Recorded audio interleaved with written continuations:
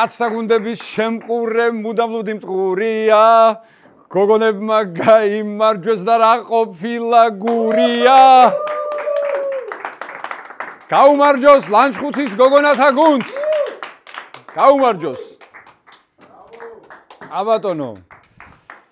ახლა მივმართავ ქუთაისის ტორპედოს იბერია 1999-ს გორის დილას სპაერს არა სპაერი ჯიგარია რას ვერჩი დინამოს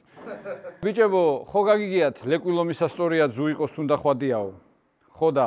ეს შოთა რუსთაველმა თქვა ქალების მხარდა საჭერად თქვენ შემთხვევაში პირიქით გეუბნებით მიბაძეთ ლანჩხუთელ გოგონებს ჩემპიონთა ლიგაზე დაამარცხეს კლიპტონვილი ახლა ერთი გუნდი ყავთ დასამარცხებელი იმედია იმასაც დაამარცხებს მერე პლეიოფი და ლიგის ჯგუფური და ეგ არის რა გილოცავთ გოგონებო ძალიან მაგრები ხართ აი მართლა ძალიან მაგრები ხართ ჩვენ კი გადავიდეთ სხვა თემებზე გავრცელდა ინფორმაცია რომ ზურიკო დავითაშვილის დამატებას ევერტონი აპირებს ვაიმე ღმერთო გემუდარები დაადასტურე რა ეს ინფორმაცია რაც შეიძლება სწრაფად და მომხსენი ეს დიდი უხერხულობა რა გეხვეწები რა უხერხულობა მე რო დიდი ხანია ევერტონის გულშემატკივარი ვარ იცის ჩემმა ერთგულმა მაყურებელმა ხო და ლივერპული ევერტონის მარჯზე ახლა უხერხულად უნდა ვდარიყავი ეკრანთან და ახლა იქ თუ მამარდა იქნება და აქეთ ზურიკო მომეხსნება ეს უხერხულობა ვინც გინა იმან მოიგოს ბიჭო თავისუფალი ვიქნები თქვენ გაიხარეთ ხო დადასტურებული კი რაც ვიცით არის ის რომ საბა გოგლიჩიძე უდინეზეს ფეხბურთელია კი ბატონო უდინეზე არის ერთ-ერთი ყველაზე ძველი და ტრადიციული კლუბი გილოცავს საბა ძალიან მაგარი ამბავია და იცი რა სურვილი მაქვს აი ნახე უცებ გეტყვი რა ხვიჩა რომ ნაპოლიში გადავიდა და მაგარი სეზონი ჩაატარა მაგროს მოვხვდი იტალიაში მოკლედ შევედი მაღაზიაში ფეხსაცმელის ყიდვა მინდოდა რო გაიგეს რომ ხვიჩას სამშობლოდან ვიყავი ერთი ფეხსაცმელი ვიყიდე ხო დამიკლეს იმაზე ფული და მეორე მაჩუქეს ხო და მინდა რომ შენც მაგარი სეზონი ჩაატარო უდინეზეში ახლა იმიტომ რომ ვაპირებ ჩამოსვლას რა მაისურები ახალი მაქვს საყიდელი და ორს ვიყიდი ორი მაჩუქონ რა გადავიდეთ უცხოურ საფეხბურთო ამბებზეც მადრიდის რეალში დაიძაბა სიტუაცია ვინიციუსმა პერეს მბაპეს ტოლი ხელფასი მოსთხოვა მართალი ხარ ვინი მიაწექი ბოლომდე და მბაპეს ტოლი კი არა მბაპეზე მეტ ხელფას მიიღებ ოღონდ ალ-ჰილალში ან ალ-იტიჰადში ხო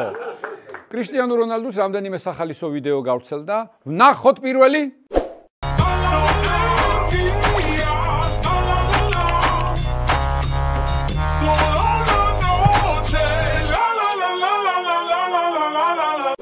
ხედავთ ხალ ხო ჯარიმების გატანაში მესის ხო ვერ აჯობა და ახლა შვილს ასწავლის იქნებ ამან მაინც აჯობოსო ისე კი მინდა მივმართო შოთიკოს ჩემს შვილს ხედავ მამა რაში ეჯიბრებიან ერთმანეთს მამაშვილი იმ დღეს 2 ლიტრიანი ყანწირო გადმომაწოდე აბა შევეჯიბრო თუ მაგარი ხარ დალიეო ამ ბერიკაც რომ მომაწოდე და რომ მომიგე ყოჩახ აი ამაში უნდა შევეჯიბროთ ერთმანეთს მეორე ვიდეოც გავრცელდა სადაც კრისტიანო დაბადების დღეს ულოცავს ალ-ნასრის მზარეულს ვნახოთ ვიდეო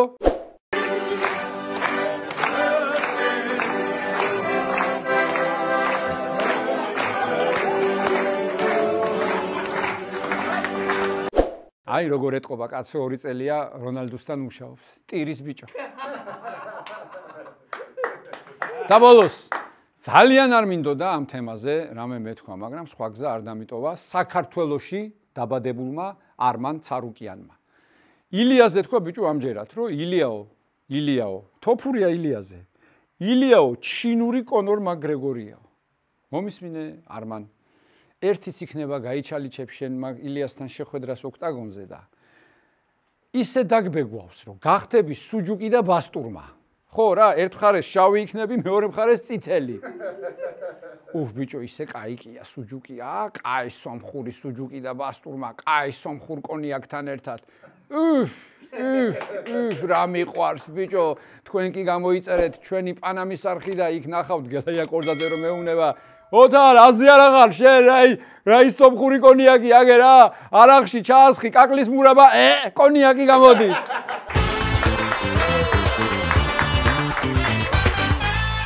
მე შეგახსენებთ რომ ჩვენი გადაცემის სპონსორია კომპანია ლიდერბეთი. ჩვენი ოფიციალური მხარდამჭერია მულტიფუნქციური სპორტული კომპლექსი ლიდერ სპორტ არენა, სადაც ჩვენი სტუდია იმყოფება. ასევე ჩემი და ბარსელონას ოფიციალური მხარდამჭერია და პარტნიორია ლუდი ესტრეა დამ. ახლა მინდა სტუდიაში სტუმარი მოვიწვიო, დღეს ჩემი გადაცემის სტუმარია, ჩემი დიდი ხნის მეგობარი და ვისაც ახსოვს საფეხბურთო კლუბი მრეტები, აი ამ კლუბის ერთ-ერთი დამაარსებელი, აკა ქავთარაძე.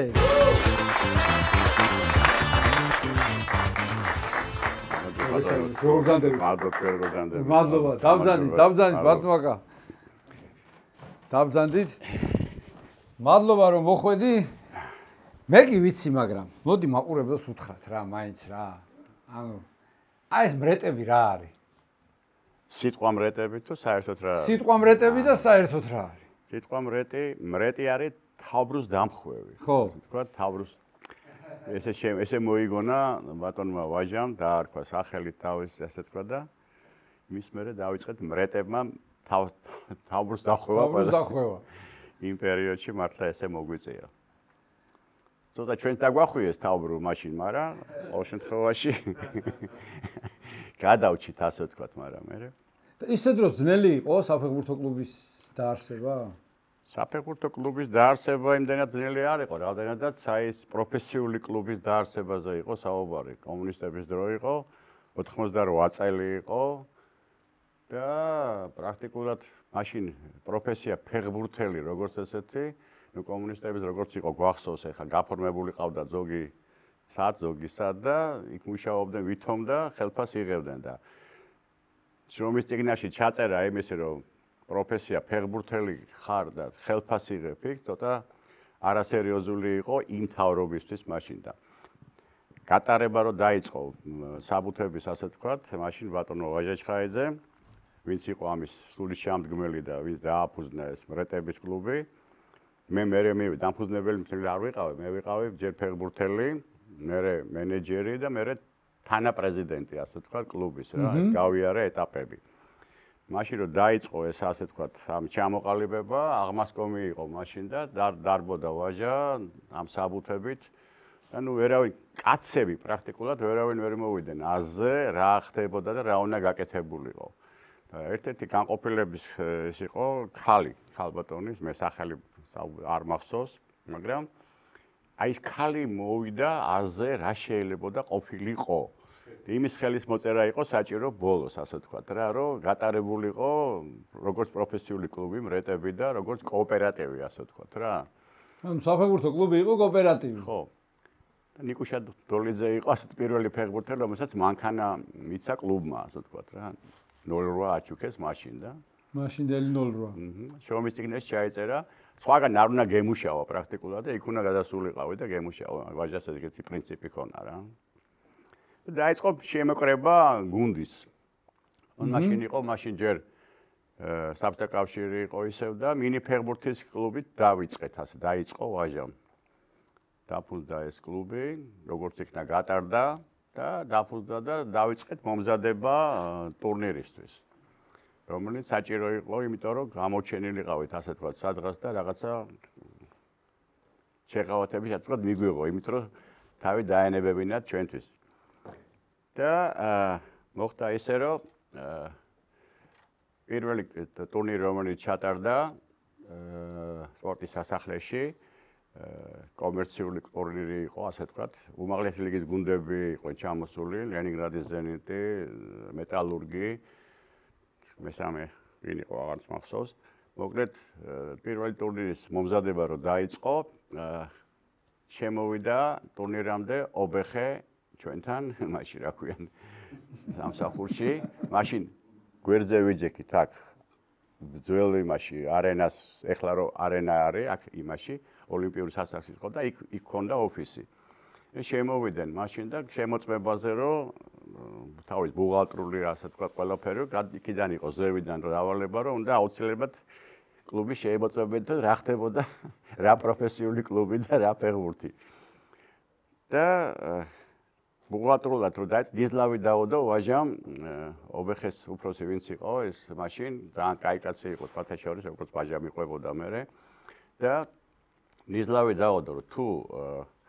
10 ლარის 10 მონეთის გადახრას ნახავთო სადმეო მე ჩემ ბუღალტერს რომ დავხრიტაო რა და 3 თუ 4 თვე იჯდნენ ჩვენთან და ამ ყველა ვერა თან სპორტის სასახლეში რემონტი გავაკეთეთ მაშინ.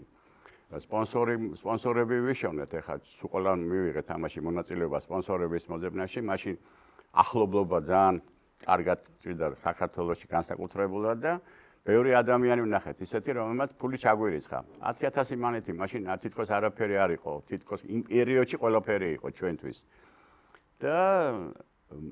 ვერ ნახეს, რაღაც 7 მანეთის და რაღაცას ის ნახეს ბოლოს 2-3 თვის მერე მუშაობის მერე. ანუ 10-ს მაინც ვერ ნახეს. 10-ს ვერა. და რესტორანიც მოვიგეთ, მობეხეს ასე თქვა. იმათ უნდა წავეყო. და ბუღალტერიც არ დავხრიტეთ. და ბუღალტერის გადარჩა ჩვენი ნუგზარი და ინკრიაშვილი და მოგლეთ წელი ისინი იყო. და პირველი ტურნირი რომელიც ასე თქვა მომზადდა სპორტის სასახლეში, მაშინ ჩვენ გავაკეთეთ რემონტი. ეხლა რადიო ის რო არის ჯაკო მაშინ ის ოფისი სადაც არის ეხლა იქით ამ მხარეს იყო ერთ მხარეს იყო ის და მეორე მხარეს არ იყო ჩაშენებული საერთოდ ის ჩვენ ჩავაშენეთ იქ ოფისი ჩვენ გავაკეთეთ და სპორტ სასახლეში მოლაპარაკებული ყავით და ერთი გასახდელი რომელიც ყველაზე კაი გასახდელი გამოვიდა მაშინ და რაღაცა ჩვენ გავაკეთეთ ჩვენი გასახდელი იყო ასე ვთქვათ რა და ეს პირველი ტურნირი რომელიც დაიწყო ხონდა საქმე დასაჭერად პრაქტიკულად თუ არ მოვიგებდეთ იმ ტურნირს ჩათვალე რომ აი შანსი აღარ ჰქონდა კოტე მახარაძე იყო ცხონებული მაშინ ვინ დათანხმდა რომ მოსულიყო ბევრმა უარი გითხრა რომ მოსულიყვნენ და წაეყვანათ ასე თქვა ტურნირი შოუ იყო მის ქალის ნაგვერდშია თბილისი მის თბილისი მაშინ გელა ჩარკვიანის ძალი იყო გოგ მეუღლე იმისი მეფესი და ის იმან გაიმარჯვა იმ ტურნირში ასე ვთქვათ მის საქართველოში ყველა უარს გვეუბნებოდა მოკლედ რომ ძალიან ეშინოდა ყველას რომ რამე არ მომხდარიყო და რაღაცა არ ასე ვთქვათ კიდე პრობლემა არ ქონოდათ იმათ მერე კოტე მახარაძე დათანხმდა კლუბები თუ ჩამოვიდოდნენ არავის არ ეგონა ბოლომდე აი როგორც იმაზე რო იყო რა ის რო ჩამოვიდა საქართველოში ფეხბურთის პრეზიდენტი მარადონა ხო მაშინ რომ არავის არ ჯეროდა რომ ჩამოვიდოდა მსგავსი რაღაცა იყო მაშინ მსაჯი იყო ებრაელი სეფიაშვილი როგორც მახსოვს და მაგან ჩამოიყვანა კლუბები მოელაპარაკა ფული გადაუხადეთ მაშინ კლუბები ჩამოსულიყვნენ სასტუმრო ტრანსპორტირება ყვება ყველაფერი და ჩამოვიდნენ ის კლუბები და პირველი ტურნირი რომელიც ჩატარდა კოტე მახარაძემ წაიყვანა ეს ტურნირი სპორტის სასახლეში ჩატარდა ძალიან მაგრად მოვიგეთ ის ტურნირი უმაღლესი ლიგის გუნდებს მოვიგეთ და გადავჭით ასე ვთქვათ დაჭერას და კლუბის გაუქმებას საერთოდ ახლა მითხარით ქინქლაძე ვინ აღმოაჩინა ქინქლაძე მოკლედ მინი ფეხბურთთან ჩვენ გადავერთ მაშინ დაიშალა საბჭოთა კავშირი და საქართველოს ჩემპიონატზე გადავიდა ასე ვთქვათ მთელი აქცენტი და ჩვენ ვიყავით შევიტანეთ განაცხადი ფედერაციაში რომ ჩამოყალიბებული კლუბი გატარებული ყველაფერი და რომ ჩავთულიყავით საქართველოს ჩემპიონატში 99 გუნდი ვიყავით როგორც მახსოვს მეორე ლიგიდან დავიწყეთ ჩაგვთო ფედერაციამ ასე ვთქვათ დაგვიდეს ნება რომ მივიღო მონაწილეობა და დავიწყეთ გუნდის ჩამოყალიბება ბუბა ტყავაძით დაიწყო პრინციპში ბუბა იყო ასე ვთქვათ თავი და დანარჩენი უკვე ის ფეხბურთელები რომლებიც მე ყველა მიცით ვინ არის დათო ჯანელიძე დაწყებული ბევრი აღარ არის უკვე იმ გუნდიდან ცოცხალი ჯუბა ჩუხუა რა ვიცი პაპიძე დანარჩენი ბიჭები ვინც იყვნენ სულ ყველანი და ქინქლაძე მოიყვანა კობა ჟორჟიკაშვილმა ისინი საქართველოს ნაკრები მაშინ ახალგაზრდული ჩამოვიდა იტალიიდან, სადაც ქინქლაძე გახდა საუკეთესო ბომბარდიერი მოთამაშე და დინამოში მიიყვანეს, დინამომ არ აიყვანა, დარჩა საქართველოს ასე ვთქვათ გუნდის გარეშე და დიდუბეში მე ყობა ცხოვრობდა ქინქლაძის გვერდზე ზუსტად მეზობლები იყვნენ. და გოდერძიშვილი და ქინქლაძე მოიყვანა და კიდევ რამოდენიმე ბიჭი იმ ნაკრებიდან რომ გაგვესინჯა. და პირველივე ასე ვთქვათ ვარჯიშზე რომ შემოვიდნენ დაიწყეს ქინქლაძე და გოდერძიშვილი დაიტოვა ვაჟამ ეს ორი ბიჭიო აუცილებლად თო რა და აიქიდან დაიწყო ასე ვთქვათ ქინქლაძის კარიერა თორედ პრაქტიკულად საქართველოს არც ერთ გუნდში არ ხონდა არანაირი შანსი რომ ეთამაშა ეხლა მითხარი შერატო არ აგიყვანეს დინამოში შენს თამაშობდი ფეხბურთზე რაღაც არასაფეხბურთო მიზეზის გამო არ აგიყვანეს დინამოში ეგ იყო 71 წელი,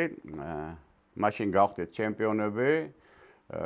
საქართველოს მაშინ FŠM იყო ესეთი, ახალგაზრდა საფეხბურთო კლუბი, ვოვა ელოშვილი იყო მწვრთნელი, აცხოვნოს მისი სული, ვოვასთან თამაშობდი მე მაშინ და აგვიყვანეს დინამოში, გავხდით საბჭოთა კავშირის ჩემპიონი, მე საშა ჩივაძე, კოპალეიშვილი, თემური ჩხაიძე, 55-იანება ვითამაშეთ 54-იანებში მაშინ. გავხდით საბჭოთა კავშირის ჩემპიონები და იმ გუნდიდან აგვიყვანეს მე, თემური, კოპალა და საშა გუნდში. ტურნირი კარგად ვითამაშეთ იქად, 14 მე 54 მეორე წელს ვიწყებ 15-იანებში უკვე. და ალეშა კოტრიკაძე იყო, როგორც მახსოვს, სეზონის ბოლო იყო, რომ ჩამოვედით იქიდან, აგვიყვანეს დუბლებში და ალეშა გაანთავისუფლეს სეზონის ბოლოს. ბოლო ორი თამაში ვითამაშე მე დუბლებში და ალეშა გაანთავისუფლეს და დაინიშნა გივი ჩოხელი ახალმწნელად. ოღონდ შეკრება ისე დაიწყო გივი ჩოხელმა, რომ ჩვენც არ დაუძახია, ვისაც თვითონ უნდოდა, ასე თქვა გივის რა მაშინ. წაიყვანა ის გუნდი ბაკურიანშის ბორებზე და რომ ჩამოვიდნენ იქიდან, მამაჩემი მაშინ ცოტა სხვანაირი გულშემატკივარი იყო და ფეხბურთი ცოტა სხვანაირი. ხო, მამის გავლენა დიდი იყო, ფეხბურთი რო გეთამაშა. და გადარეული რომ რატო არ აიყვანეთ ხონდა და ბოლო ვარჯიში ქონა სპორტის სასახლეში და მიდიოდნენ ლესელიძეში. მოვიდესო რა ორი ვარჯიში ვივარჯიშე სპორტის სასახლეში დარბაზში და თქვა რომ წამოვიდესო ლესელიძე. წავედით ლესელიძე წამიყვანეს ლესელიძეში.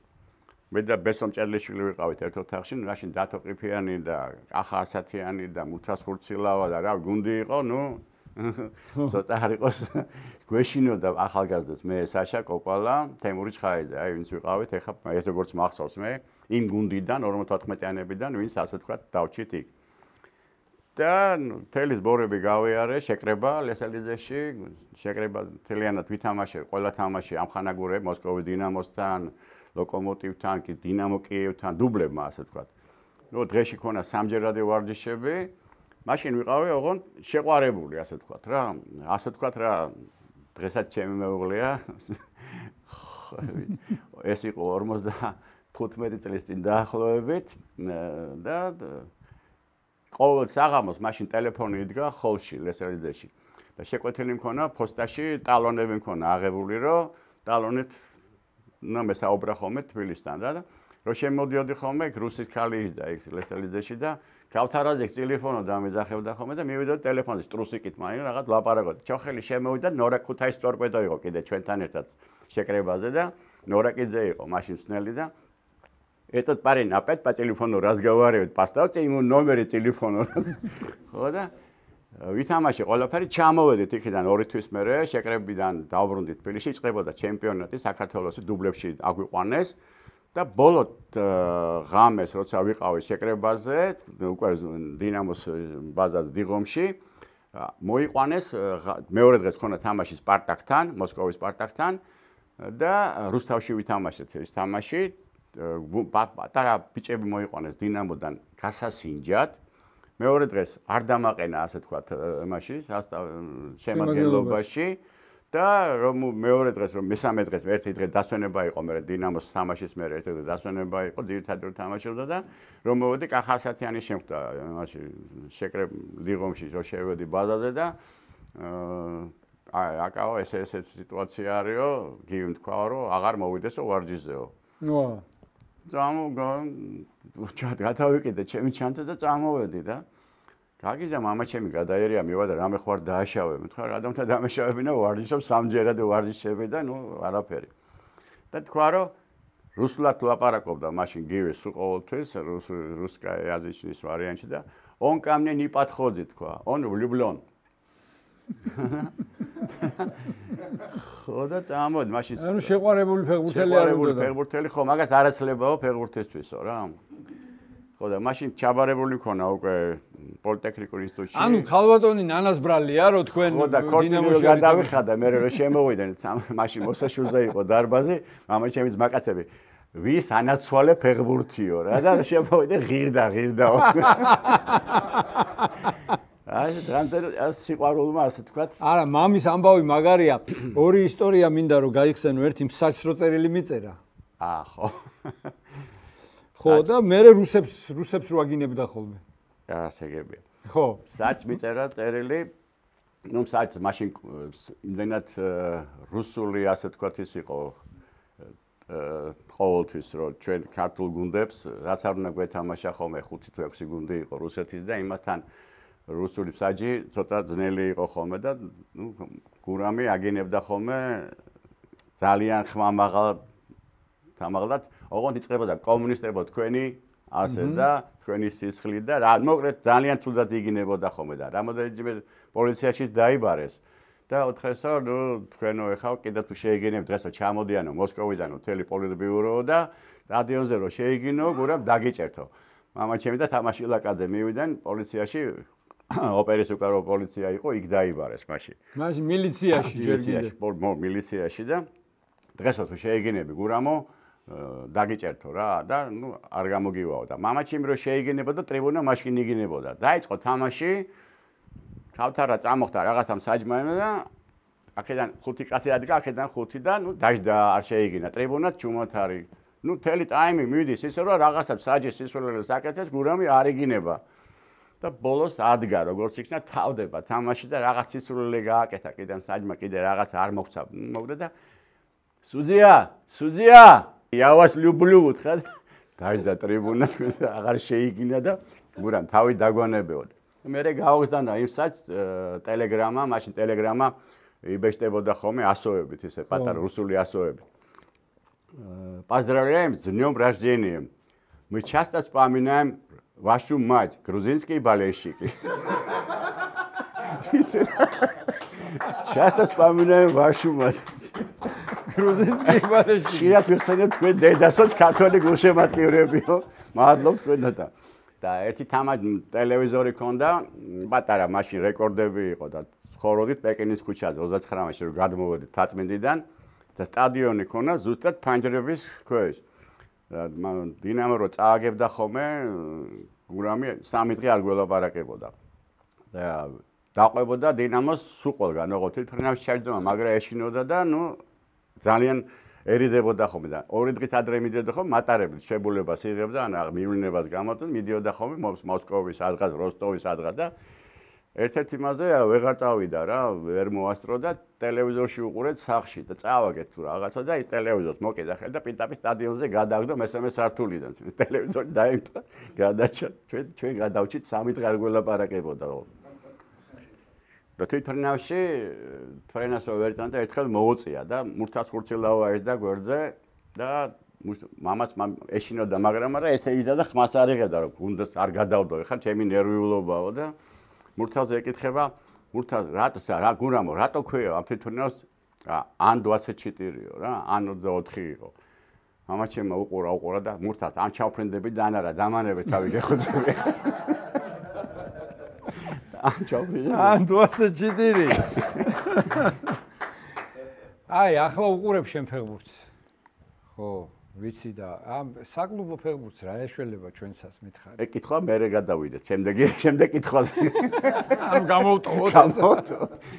როგორ გონია პრობლემა რაშია აი დართული საკითხია ალბათ ბევრი რაღაცა პრობლემა რომელიც ალბათ მოსაგვარებელია ამას ჭირდება მე როცა ვიყავი ფეხბურთში კარგად მესმოდა ხოლმე ბევრი რაღაცა მაგრამ ვერ ხედავდი გამოსავალს იმიტომ რომ არც ინფრასტრუქტურა არ იყო მაშინ და აღზრდა რომელიც ბავშვების ხდებოდა არასწორი აღზრდა ბავშვების ფიზიკური მომზადებიდან დაწყებული ტექნიკურადაც კი იმიტომ რომ როდესაც ბავშვი მიდის იმას აღზრდა ჭირდება თავისი პროცესებია როდის უნდა დაარტყას ბურთი როდის უნდა ერბინოს როდის უნდა შტანგა აწიოს და ასე შემდეგ და ამას ჭირდება სპეციალური ასეთ გამოკვლევა და სპეციალისტები რომლებიც ამას გააკეთებენ და მე არ ვეთანხმები კიდე ამ დაფინანსების საკითხს არა იმიტომ რომ დაუშვათ სახელმწიფო რო აფინანსებს იმას არა უბრალოდ კლუბებმა აიღეს და ის დაფინანსება რაც მიიღეს ჩათვალეს რომ ეს იყო მათთვის საკმარისი და აღარ გააგრძელეს ასე თქვა სპონსორების მოძიება რაც იყო ფედერაციიდან და პროგრამიდანაც ნათქვამი რომ როდესაც გაფინანსებთ ამ რაღაცა n თანხით მოიძიებ კიდე რაღაცას რამდენსაც მოიძიებ იმდენს კიდე დაგიმატებთ ყველა მიკმარა ის თანხა რაც იყო პრაქტიკულად და გადავიდნენ იმაზე რომ შეინახონ კლუბები იმ თანხები რასაც სახელმწიფო აძლევს და აღარ ხდება ასე ვთქვათ იმ მოძიება იმ თანხების და თვითონ მენეჯმენტი რა ალბათ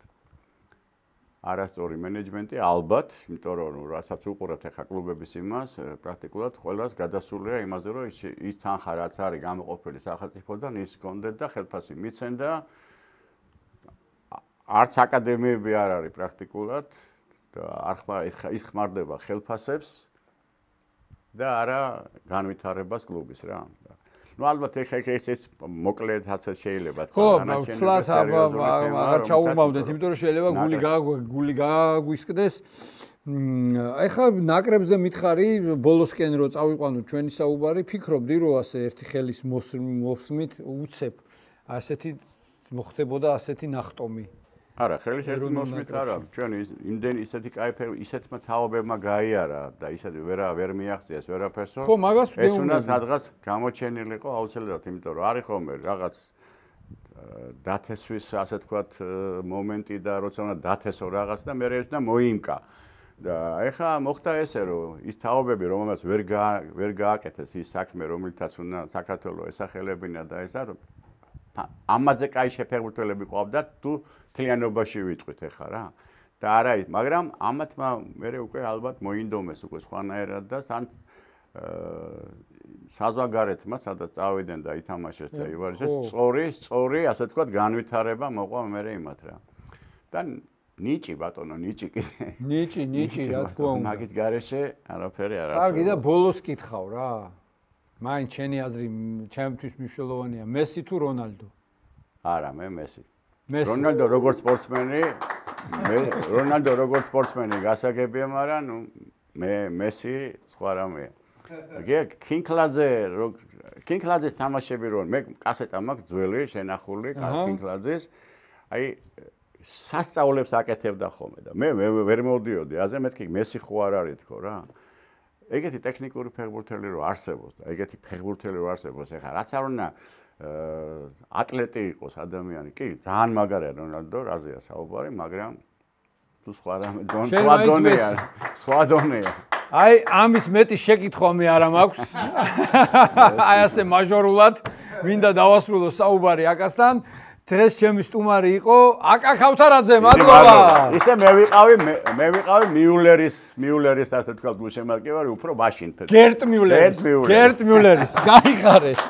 გადაცემის წარმდგენია ონლაინ სპორტული ჟურნალი ლიდერ სპორტი ყველაფერი სპორტის შესახებ